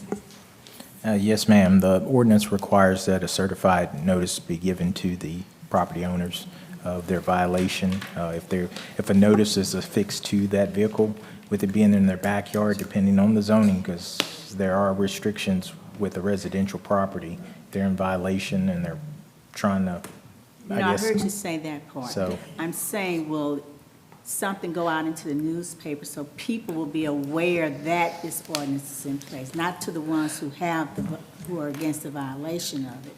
Yeah. But can we advertise or make some type of, Yep. No, we've already talked about what she's talking about. Yes, ma'am. The PSA, remember? We're doing a PSA. Once we do get everything in place, we're still in the preliminary stages of getting everything signed off on. When we do that, because it has been 7 years, we're going to give the public more than enough opportunity to go ahead and follow the ordinance, take appropriate steps. Because at the end of the day, as they say, we want people to take care of their properties the way that they need to without involving law enforcement. So this process that was passed decades ago and of course modified back in 2015 is developed so that the opportunity is there for them to correct the issue, and we're going to do our part as far as making sure that they understand what the ordinance is, since it has kind of fallen to the wayside for a few years. okay, thank you. Yep. No, but good question. Yeah, we've already discussed doing the PSA. Any other comments, questions, council? Chief, can you elaborate a little bit on the step two, if you will? The yard that the cars are going to and how we're dealing with who tows it? Okay, for the biggest issue we've had over several years is that the state of Louisiana State Police, they regulate the rules as far as towing vehicles. And so most local individuals that would be capable of towing a vehicle and storing it could not meet the obligations and requirements. So we have found a tow wrecker service that will be able to come after the vehicle's been, notice has been placed and the time frame has elapsed and they've received their certified notice that they have to comply with certain regulations. After that step takes place, a wrecker that's designated and signed off through a contract with the city will come and remove that vehicle and take it to a facility that's within the state's regulations, and that's in Pineville. That vehicle will be stored there. The person will have the opportunity to go pick their vehicle up, pay whatever fees that are accumulated during that process because they passed the elapsed time limits that they had for the ordinance here. They will be given the opportunity to pick the vehicle up. If they do not choose to take that route, the wrecker will file the appropriate paperwork through the state and have that vehicle titles changed over to them so that they could dispose of it as they saw fit. Good. Right? All right, again, this is just for introduction, so we will deal with it at the next meeting on the 28th. Next item, introduction as well, ordinance number 76 of 2022, Councilwoman Washington Eli. Thank you, Mayor. Ordinance number is 76 of the 2022. The ordinance approving the term of the formal cooperative endeavor agreement between the City of Natchitoches and the Natchitoches Parish School Board, authorizing the mayor to execute the cooperative endeavor agreement, the CEA, between the City of Natchitoches and the Natchitoches Parish School Board, which will provide for the terms and the support and additional employees in the city and the parish. And I'm just going to read title only, and I'm not sure who department this is going to explain a little bit more details of the ordinance that's stated in that homeroom charter. I think that Clarissa can do that. Mm-hmm. So we were working with the school board with our current staff member that we have, Miss Amy Matoyer. She works with our early learning centers here in the city of Natchitoches, and we wanted to kind of move that program to the next level and obtain some necessary oversight of the project, making sure that it's effective, and just giving Miss Amy Matoyer the support that she needs to carry out all her tasks. So speaking with Miss Sarah Rachel, I got that right, I think. She is going to be helping us and kind of taking this program under her wing and being the direct support person and kind of administrator for that program and kind of helping us take that to the next level. So we're excited about that. And Okay. And I think, Randy, very briefly, you could speak to maybe some of the early successes of the Ready Start Network since Amy is in the Community Development Department. Amy's based in my office, so I see what she does, even though I'm not directly involved. She's done an exceptional job in training in these daycare centers, not only in the city of Natchitoches, but she actually goes out into the parish. It's probably been a very beneficial program. And I recall a few years back as we talk about labor shortage and how we can handle providing a workforce for new in business or industry. And it's evident you start with these kids when they're literally 2 and 3 and 4 years old. You don't wait until they're in 8th and 9th grade. And that's what this program is really being directed toward. And just one more comment, the Natchitoches Parish School Board, they are going to be financially supporting this program as well, so they will be sharing the cost, which is going to be beneficial to both the city and the school board. So Yep. that was a great gain there. No, great point to say that. That's why we are having a CEA. So, Council, I don't know if you have any questions or comments about this particular piece. Again, the city and the NPSB working together, I think it's, once again, as you saw with the crossing guard legislation. All right, again, it'll be before us in just a couple of weeks. Next item is ordinance number 77 of 2022, Councilman Nielsen. Thank you, Mayor. Ordinance number 77 of 2022, an ordinance to designate funds from the American Rescue Plan to remove and dispose of certain movables in the city of Natchitoches that are a danger to public health and welfare, and to otherwise provide with respect thereto. And I'll turn this to the department heads. Okay, do you want me?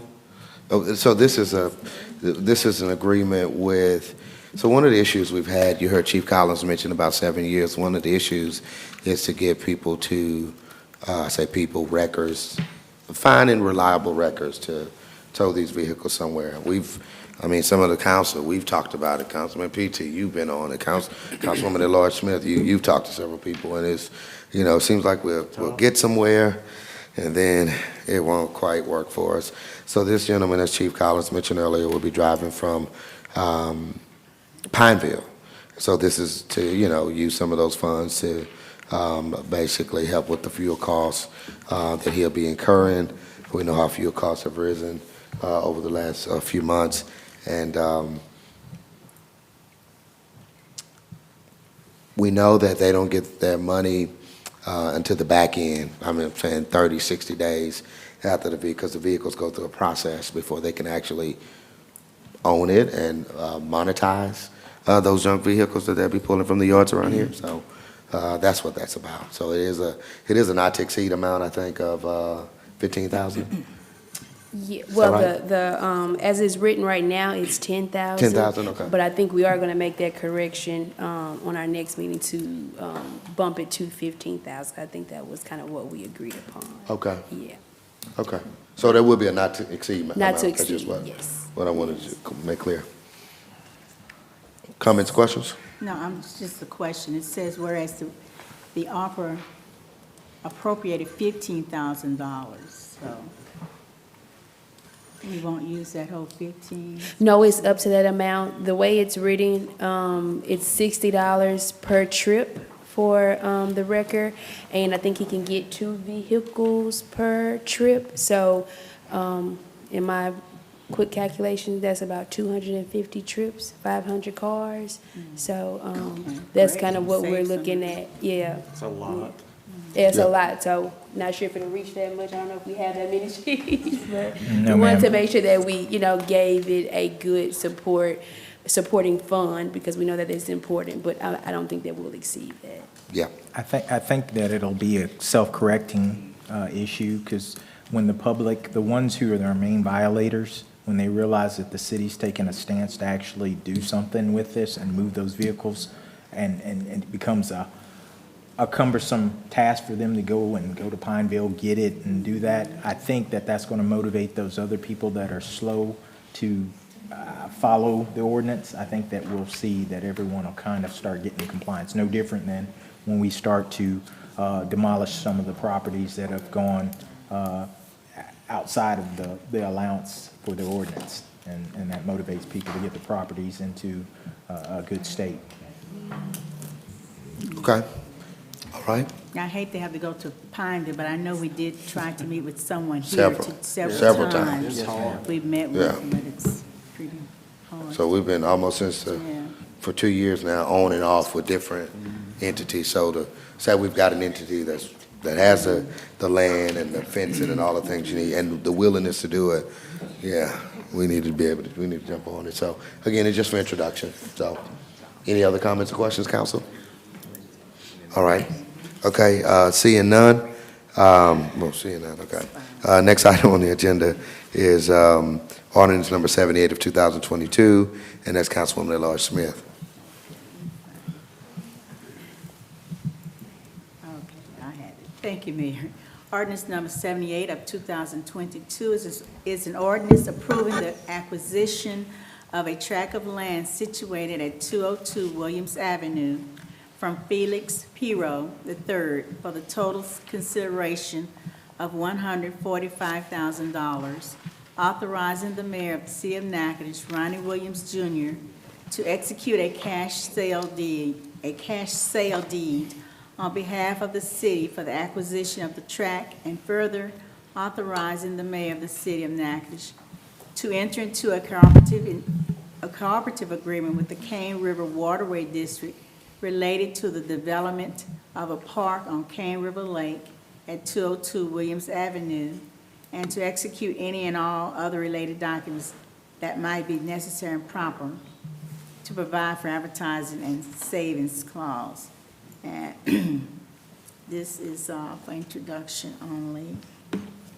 It's for a lake, as it was stated on 202.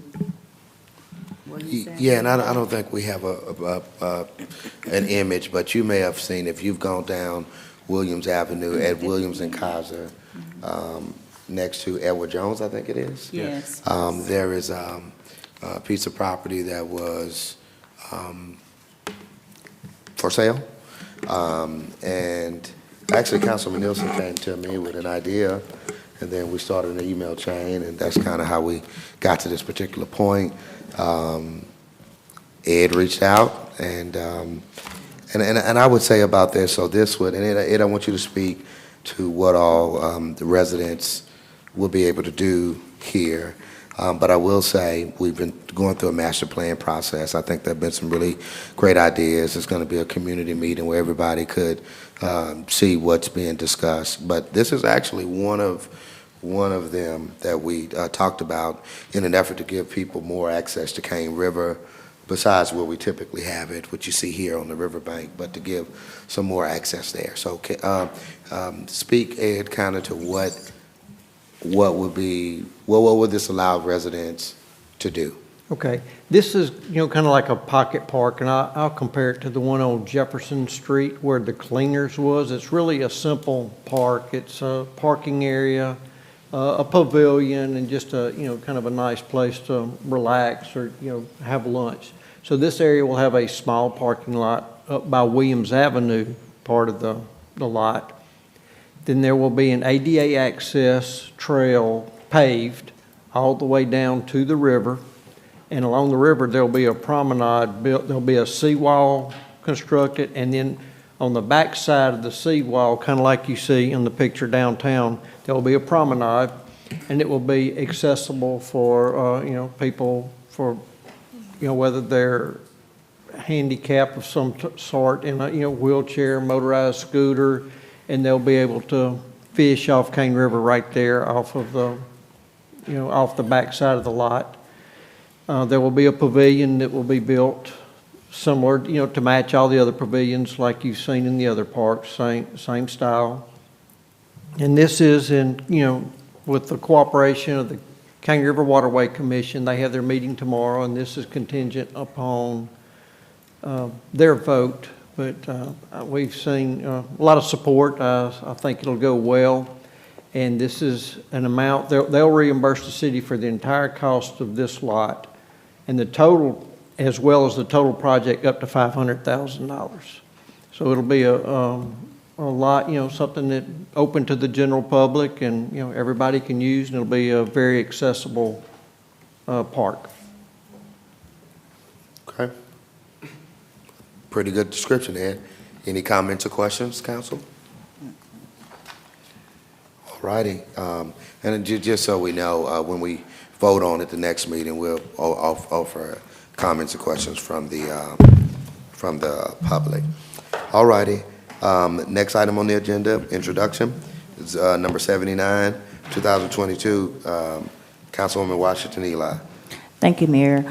Ordinance number 79 of 2022, an ordinance approving the transfer of the airport hangar and authorizing the mayor of the city of Natchitoches, Ronnie Williams Jr., to execute a lease in favor of Taylor Townsend and Van Eversole of Lot 39 of the Natchitoches Regional Airport as shown on the airport layout plan, October 1993, and rise September 2000, and further providing an advertisement of the lease and effective date. And this is for Mr. Ely Department, and he can go in more details on what's going on. Okay, this is a private transfer between eToil Patrimony, which is, I don't know much about them, but they've owned this hangar for a while. They're in East Texas. And they are selling it to Taylor Townsend and Van Eversole, so it's a private transaction. We didn't have to do all the legal stuff like we would normally do if the city were selling the property. So it is a private transaction, but the hangar is on city property, and the rate that's in here is at the standard per square foot rate. The amount is determined, the per square foot rate times the number of square feet on the lot. So that's how that number came to be. And because it's a significant investment, the FAA has different thresholds about the term of a lease. And this would be for a 10-year lease to Taylor Townsend and Van Eversole. This is the lease only. This doesn't have anything to do with the purchase of the hangar. Okay. All right. Based on what Ed said, council, comments, questions? All right, again, this is introduction as well. Next item, I will ask someone to move to amend the agenda to add ordinance number 80 of 2022. Mayor, make a motion that we amend the agenda to add ordinance number 80 to the agenda 2022. I second. Motion made, seconded. Any comments or questions about this motion, council? All right, any public comments or questions here? Seeing none, Mrs. Stacy, roll call vote. Eli. Yes. Nelson. Yes. Smith. Yes. Harrington. Yes. Peachy. Yes. All right, that motion carries. So we have 80, and it's Councilman Petty reading ordinance number 80 of 2022. Thank you, Mayor. Ordinance 080 of 2022. Ordinance amending the 2022-2023 budget to reflect additional revenues and expenditures. I so move that ordinance number 080 be adopted. I second. Oh, it's just for introduction. Oh, I'm sorry. I'm sorry, just for introduction, y'all. Clarissa, will you tell us what's going on here? Yes, sir. So, we are working on the swimming pool project, and for the planning and design fees, there was an increase because of the project increased. We originally budgeted for $180,000 for those design fees, and they came in at 333 some odd dollars. So we had to move some money there to support that expenditure. There was a great gain when we were able to get grant dollars to fund the Richardson Park. So we had originally budgeted $350,000 there. So we saw a great gain in our budget bottom line there. So we were able to take some of those funds from that savings and move them to the swimming pool project to support the planning and design fees there. So this budget adjustment is just asking that funds be moved from that project to the swimming pool project to support that. And great explanation on the financial part, Clarissa. I'll say a few of you made it to our community hearing about the swimming pool project. I think it was a great community meeting. And to kind of incorporate what the community was saying, so we want to allow some individuals in our community who they don't just want, but they need the water aerobics. And currently they're able to only get it really during the summer months. And the scope changed to incorporate that need here in the city to allow them to do water aerobics more than just 2 months, really at any point of the year now with what's being added to the project. So you saw the fees go up, but that's because the design scope had changed to really try to create a project that benefits everybody in the city or everybody who's going to use the pool, not only our kids with the water features, but also individuals who rely on water aerobics for exercise. And if you hear some of them speak, I mean, it's really a life-altering and life-changing when they could get it. So I think it's it's something that's not just noble, but something that's really a need based on the health of some individuals in our society. So that's why we have that, okay? Any comments or questions, Council, about that? I just would say that I think it's, a great idea because, we have a lot of elderly people, and I know I have a number of people in my community, my neighborhood, that do the water work. So I think that's just a great idea. Yep. And obviously, with just an outdoor pool, it won't. Now, so this won't be natatorium, but with just an outdoor. So there will be an indoor pool component to it, and with just an outdoor pool, you're not able to always do it. Like when it's cold now, obviously you can't get in the water when it's raining and things like that. But this would allow more of that to go on, and also have some other use of that facility. I think it's a great project. It's nice to have the opportunity this many years later to take that old park and kind of recreate it to today's needs. And I think the kids are primary, but to be able to pull the adults in that have been missing since the natatorium closed, I think is just a tremendous gift back to the community. Yeah, and I think Clarissa made a good point about where we were able. Obviously, Nicole wrote the grant for Richardson Park, and when we're writing grants and we're getting grant wins, it's certainly a budget reliever, and it allows you to do some other things that need to happen. So I think that's a great point that you made about that grant win at Richardson Park. That's giving us some more flexibility. Yep. Any other comments or questions, Council? All right, again, this is just introduced on today. All right, we do have some items. The end is in sight. All right, I know I'm going to hear from one particular person on tomorrow. I shall not say their name now. But we are looking at resolutions, and we just have 3 left, including our financial report, or not including our financial report, but our financial report is coming as well. But resolution number 1 103 of 2022. Councilwoman at-large Smith.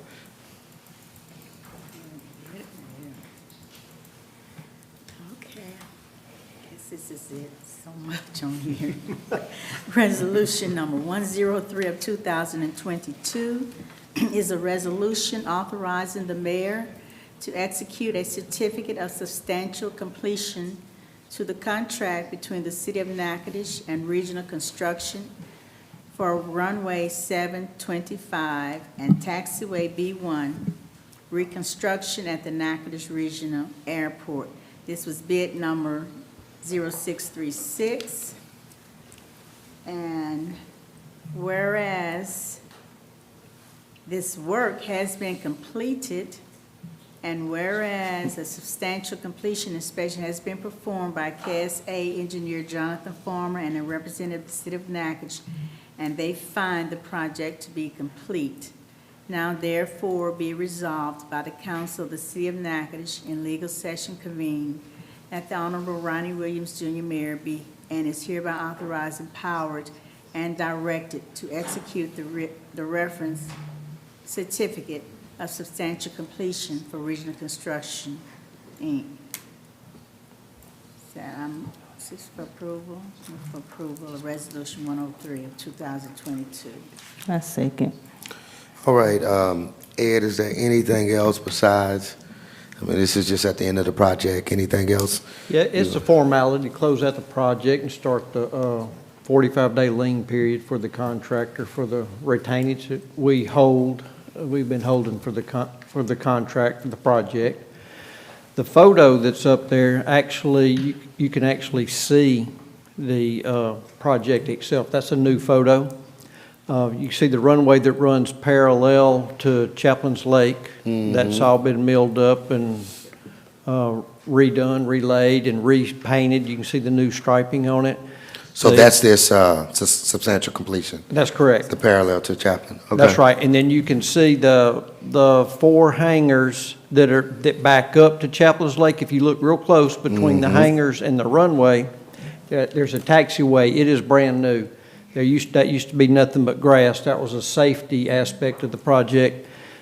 Prior to that taxiway being added, when an airplane had come and go to one of those hangars, it would have to get on the active runway to come and go from their hangars. Well, this taxiway prevents that from happening, and it's a big safety issue, and that's part of the reason we got the money. And then at the very bottom, that taxiway has been milled up and overlaid. So that was the main components of the project, and it is substantially complete. The contractors are gone. There's a couple of minor punch list items. The runway is back open and in use. So this is just formality to close it out. Okay.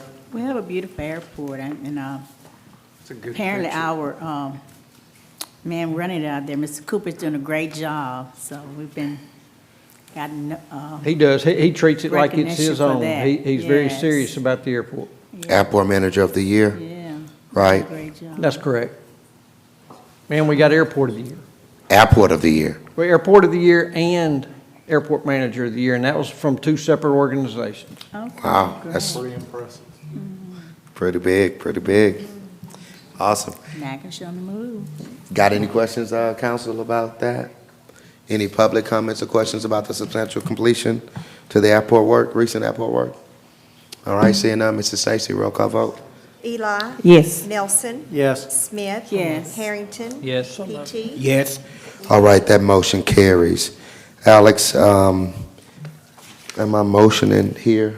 Or are we getting a motion for this next one? Yes, a motion to remove that from the agenda. Okay, council, at this time, I would ask that someone would move to remove Resolution 104 of 2022 from the Mayor, make agenda. a motion to remove Resolution 104 of 2022 from the agenda. A second. All right, motion made and seconded. Alex is there. I think this is mainly for redundancy purposes. Yeah, I started drafting it and spoke to you about it, said it wasn't necessary, so I didn't complete the resolution, so we don't need it. Okay. Any comments or questions, council, about that? All right, any public comments or questions? Okay, seeing none, Mrs. Stacy, roll call vote. Eli. Yes. Nelson. Yes. Smith. Yes. Harrington. Yes. PT. Yes. Motion carries. Resolution number 105 of 2022, Councilman Nielsen. Thank you, Mayor. Resolution 105 of 2022 is a resolution authorizing the mayor to execute change order number 2 to the contract between the City of Natchitoches and DSW Construction for building renovations at the Texas and Pacific Railroad Depot, bid number 0627. Whereas the city awarded the bid to DSW Construction on November 22, 2021, ordinance number 56 of 2021 in the amount of $868,893 for building renovations at Texas and Pacific Railroad Depot. And whereas on April 20, 2022, City Council approved change order number 1 in the amount of $61,590, making the revised contract $930,483.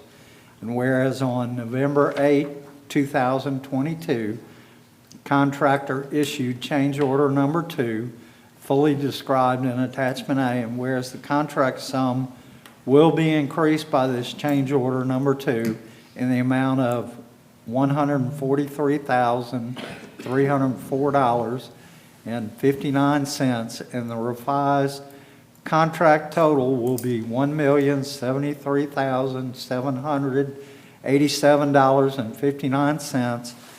And whereas the contract time will be increased by 92 calendar days from the date of approval, and whereas the project engineer, Bob Kemp, has recommended a change order, whereas the city is of the opinion change order number 2 is in the best interest of the city. And I move to adopt resolution 105 of 2022. Second. Add additional comments, sir? Oh, you said my name? Yeah, Ed. Okay, I'm sorry. That is, the bulk of this, you see the $100,000 on there for the awning. Originally, that was removed from the project after we opened the bids as a value engineering item to reduce the cost to make it more affordable. Well, the National Park Service wanted to keep the building as close to original as they could, and working with the National Park Service, the Cane River National Heritage Area, they are going to give the city towards the reimbursement of this $100,000. So the bulk of that's going to be offset just so that that building can retain more of its original appearance. And you won't see it in the photos that's up there because that's the front of the building. Well, I guess it depends on how you consider it with the railroad track. But on the railroad side is where the awning will be, and it runs the length of the building, and we have found old photos that have the awning on there, and they've done the best they could to duplicate it. Some of the materials are, you just can't readily find what they built when the depot was built. So we've done the best we can to replicate those materials and put that awning on the back of the building. Item number 2, $3,544. That building has a basement underneath it. A lot of people don't realize it. And the Park Service required it, the contractors wanted it, but the basement only had one entrance, one exit. So it was a life safety thing. They have cut and will be installing 2 hatches on the floor about midway and in the far end of the building. So if somebody is down there doing some maintenance work and something happens, they will have another route to get out the building. So it was a safety item. Item 3 and item 9 actually kind of go together. When the building, y'all had approved the change order to replace the roof on the building that was leaking. Well, when the roof was peeled back, the old roof was peeled back, They found termites, lots of rotten wood, and so we had to take care of the termites, and we had to replace the rotten boards so it could still substantially support the building and keep water out. Well, we had another little surprise for the last one. It's a flat roof up there. Again, you can't see it from that photograph. And when the roof was replaced, it was the flat surface. It really needed to be more like a bathtub with it going up the walls, because we had a heavy rain and the drains in the ceiling could only handle so much water, so the water rose and it caused water to get into the building. So when you go up the sides, kind of like the event center is right now, if you have a real heavy rain, the water will kind of fill up a little bit like a bathtub to give the drains time to work and drain off all the water. If we don't do this, things in the building will get wet, and we don't want to do all these expensive and nice renovations and chance having water get everything wet on the inside. And I think the last item, the joist spacing. If you see on the roof, there's 2 air conditioning units. Now, if you go on the Martin Luther King Jr. Road side and look back at the building, on either end, there are 2 air conditioning units. Well, they were in such a size that they didn't conform to the rafters and the shape of the roof, and then the ductwork to go from the roof down into the building. So there had to be an adjustment to accommodate the 2 air conditioning units that are on the roof. I think that kind of sums it up. Anybody have any questions? You put it all out there, Ed. Any questions or comments, council, about what we're looking at with this change order? And again, you did say that $100,000 is going to be paid for by NPS and CRNA. And Cane River National Heritage. Yeah, the Park Service has already transferred the money to the Cane River National Heritage Area. Whenever we do the work and give them the invoice, they will reimburse us for $100,000. Gotcha. Great. Well, you saw in the sorry, change order, we added 92 days, so I'll say the spring of '23. We were looking at the December, January coming, but it's going to push it to further into the spring, hopefully March or April. And that question was, when do we anticipate the depot project to be complete? Just so folks who listen know what was asked. So you're saying March or April? Yes, sir. That's what's anticipated. Okay. All right.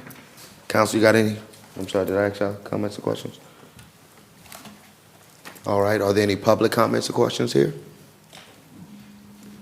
Okay, seeing none, Mr. Stacy, roll call vote. Eli. Yes. Nelson. Yes. Smith. Yes. Harrington. Yes. Petey. Yes. All right, that motion carries. Clarissa Brown Smith, financial report. Yes, sir, thank you. Very quickly, we'll go over some sales tax information to bring you guys up to date. Looking closely at September and October are the months that we're going to be reporting on, and then collectively of the year, and then our actual fiscal year. So I know it's really tiny up there, so the first slide shows our collections per month. For the calendar year, January to October. We did see a slight decrease in September and October of about 5%, but nothing too alarming. I'm pretty sure that amount will spike very quickly as we go into our holiday months. The next slide will show our fiscal year, which is from June to May, and just starting from June to October here, you will see just how everything measures up comparing 2021 to 2022. We are, again, seeing a slight decrease of about 5% in the latter part of our current year, being that we were down about 48,000 compared to last year in September, and down about 7,000 in October compared to the same time last year.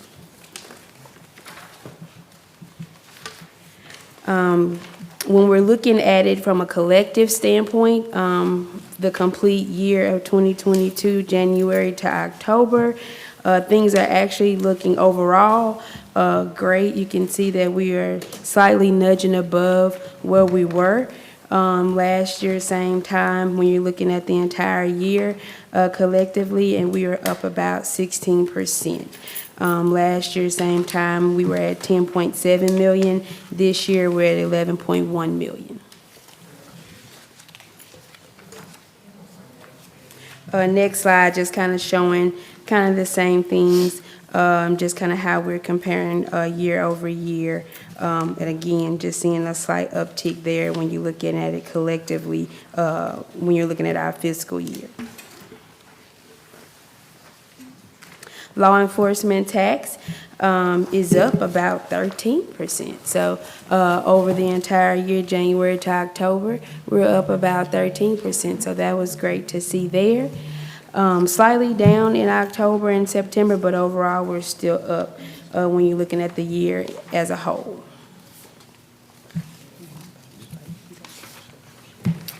Last but not least, still seeing our hotel occupancy tax upward trending. We are at 54,000 year to date, and same time last year, we were at about 40,000. So definitely seeing a vast increase there when you're comparing over the year, same time last year. So, and I think that was my last slide. So looking pretty good, definitely looking for an uptick as we enter the holiday months. So still holding strong. Any questions for Clarissa? All right, we just have a few announcements. Next meeting is on the 28th, 2 weeks from today. Everybody I know is well aware that Thanksgiving is approaching, and so the city offices will be closed the 24th, which is Thanksgiving Day, also Friday, the 25th. Always encouraging people to download Go Natchitoches, especially during this time, so we can stay in the know of what's going on. Also regroup. Thankfully, we made it through the hurricane season without any major hurricanes, but there are different weather events that could happen, and it's important to have that emergency communication device. Of course, Natchitoches Christmas, to you know what's going on. We start to turn on the holidays this Saturday. What time are we doing? What time? What time is it? All fireworks shows are at 7 o'clock, except for Festival Day, which is earlier. Okay. 6. So 7 o'clock, you'll get a fireworks show this Saturday, and you'll get to turn it on, the official turn it on of the holidays, Yeah. holiday lights. All right, see? All right, so we have a Bike Sunday event coming up this Sunday at 2:30 p.m., sponsored by the Mayor's Health and Fitness Council, a 3-mile bike ride. So we'll certainly be promoting that, and hopefully you will help us to do so. Asking everybody to register there, and on-site registration. I know it says 2 a.m., but that should be 2 p.m. Nobody's going to be up at 2 a.m. with a bike. So that's a typo. So from 2 p.m. to 2:30 p.m., and we'll start the bike ride at 2:30. Really, it's not that far. It'll go by real quickly, okay? All righty. So again, this Sunday coming. And Light the Way 5K Fun Run is going to be also this Sunday from 5 p.m. to 8 p.m. So a couple things happening on Sunday. I think there's some people who participated in Light the Way run, and they've enjoyed it. So hopefully more of us will participate this year. That's it? Okay, all righty. So remember, turn on the holidays this Saturday, 7 p.m., fireworks and lights after that. At this time, we'll hear a motion to adjourn. Mayor, make a motion that we adjourn. All right. All right. All in favor? Aye. This meeting is adjourned. Have a good night, folks.